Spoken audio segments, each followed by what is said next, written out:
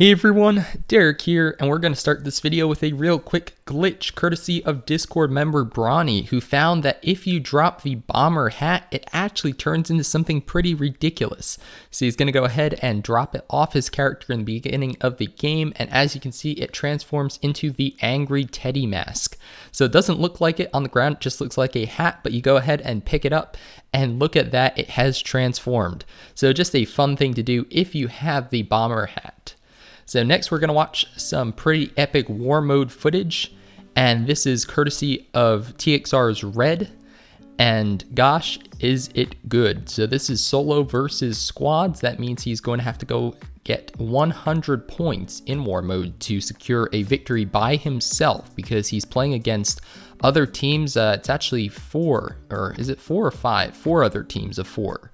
So there are 17 people total, and that's because there should be 20 total, but because he is a solo, that's why you have that fifth team only having one person.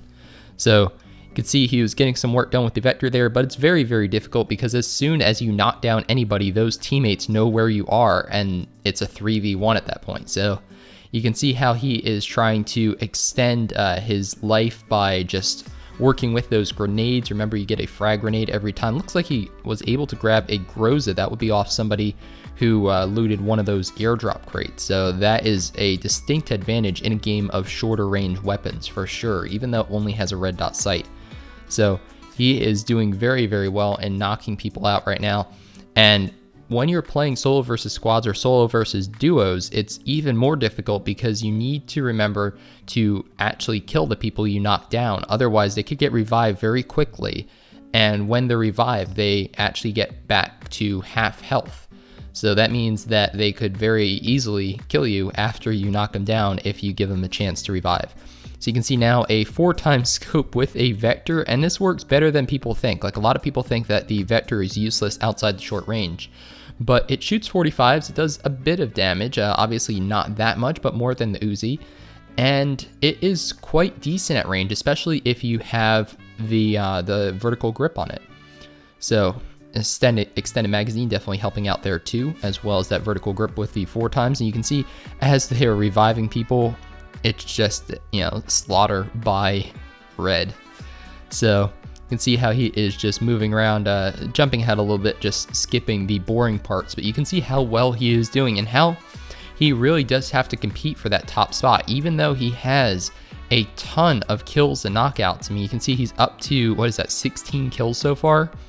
He's still only, like 1 or 2 kills ahead of the second place team. That's because, whereas he might have 18 kills at this point or 19 kills, if you're going against a team, they might have 2 kills, 3 kills, and 5 kills, and 6 kills or whatever, and that ends up adding up to the same point value, because remember, it is 1 point per revive, which he can't get because he's playing solo, and then 3 points per kill, which is how he's getting all his points. So you can see he's up to 84 out of 100, 87 out of 100 now with 20 kills, and definitely looking pretty good. So see, he has knocked out another person, and the UMP, in my opinion, is one of the best weapons to drop with, just because the vector is great, but it blows through ammo super fast. The Uzi, just honestly, it's very difficult to compete with somebody with a Tommy gun or a UMP with that red dot sight. You can see here, although he does get the knockout with the Uzi because he has run out of ammo for that AUG. That's the shame of those crate-only weapons, is that if they are 5.56 or 7.62, you have what you've got from the crate, and that's about it, because there's no other way to replenish that other than potentially looting another crate.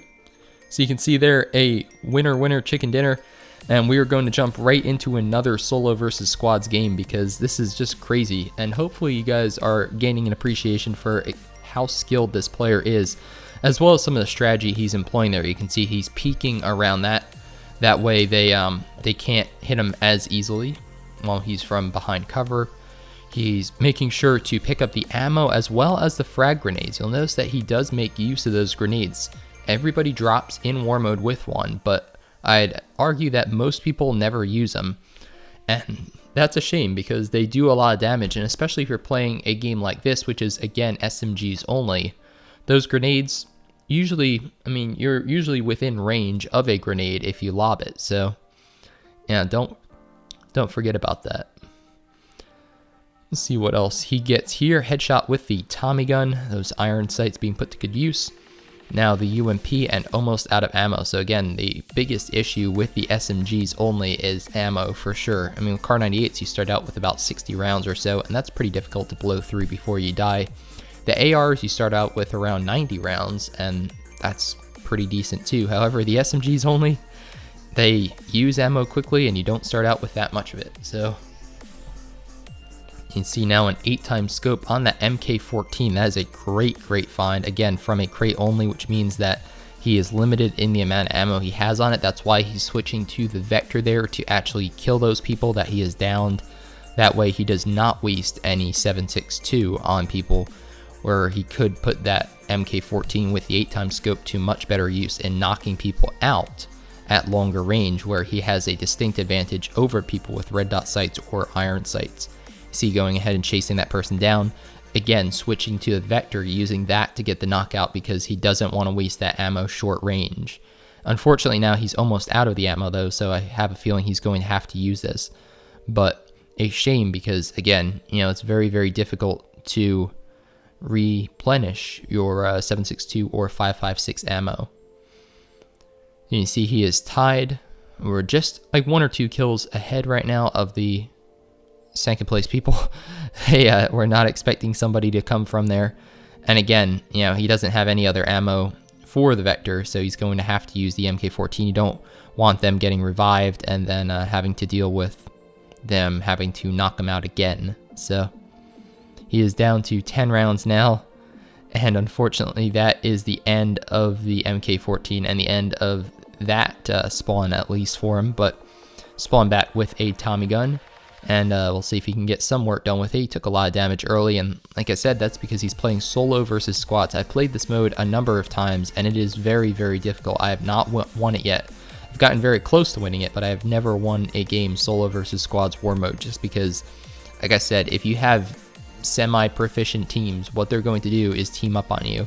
So I is an AUG, so that is, or AWM rather, and with a red dot sight on it. So hey, it works though. It still does damage if you can hit them. So you can see there was a nice hit, and gosh, there was a knockout with it. So just one of those crazy games where you never know what the heck those supply drops are going to drop. But you can see taking damage now, has the Uzi, which, I mean, that Uzi is awesome in short range, especially with an extended quick draw. But in longer range, I mean, it can get the job done. It's just difficult to aim and difficult to compete, like I said, with people with UMPs with the red dots, or even Vectors with red dots for that matter. You see he's up to 15 kills again, rating of 62 out of 100.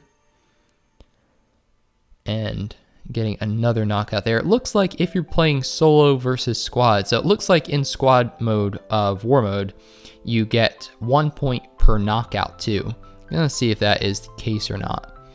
Let's see. Yep. Yeah, so it's 1 point per knockout, and then it looks like it's 3 points per kill. So I'm not sure if that's the same in other modes. I mean, obviously it can't be in solo because all the kills are instant. Now, unfortunately, he is out of ammo. All he has left is that frag grenade and his fists. So we'll see what he does with those. But yeah, so it looks like I said, so you're not only limited to getting points through kills. Oh gosh, is he going to be able to get the knockout? Unfortunately not. But now he lands right back where those people were and is able to, I'd imagine, yeah, knock both of them out. So he gets his revenge in a few seconds later. And you can see, yeah, +3 kills, or +3 points for a kill, and +1 for the knockout. So it makes it a little bit easier. It's a little bit less of a disadvantage that you can't revive because you're playing solo. So now he has the UMP with a Tommy gun. It's a good combination to have a weapon that uses 45 and a weapon that uses 9mm in this mode, just because then, regardless of who you loot what they have, you'll be able to replenish that ammo.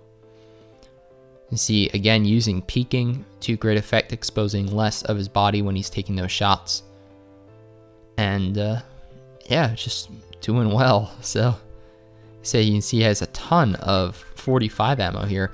Oh, and there is a M16. So again, you have to watch out for that 5.56. You don't have too much of it, but yeah, you get a bit of it actually from the crate. I think it was like around 90 rounds. So yeah, it's annoying. When you drop with the Vector, even though it gives you an extended quick draw when you drop, it doesn't have it equipped by default. Or it has it equipped, but it doesn't have 25 rounds in the magazine by default. So look at that. One person actually bleeds out from someone he knocked out earlier, or he was killed by another squad, and he gets the win through that. So what a crazy way to win. What a crazy victory. Again, solo versus squads war mode. A lot of fun to watch, and hopefully a lot of fun for you guys too. So if you enjoyed the video, definitely give it a thumbs up and share it with your friends to help grow the channel. I certainly appreciate it. And if you haven't subscribed already, definitely consider doing that now too for tons more PUBG mobile content, including gameplay like this, tips and tricks, loot locations, troll locations, and a whole lot more always coming soon. So my name's Derek G, and I hope to see you on the battlefield soon, or in my Discord, which I'll leave a link to down below.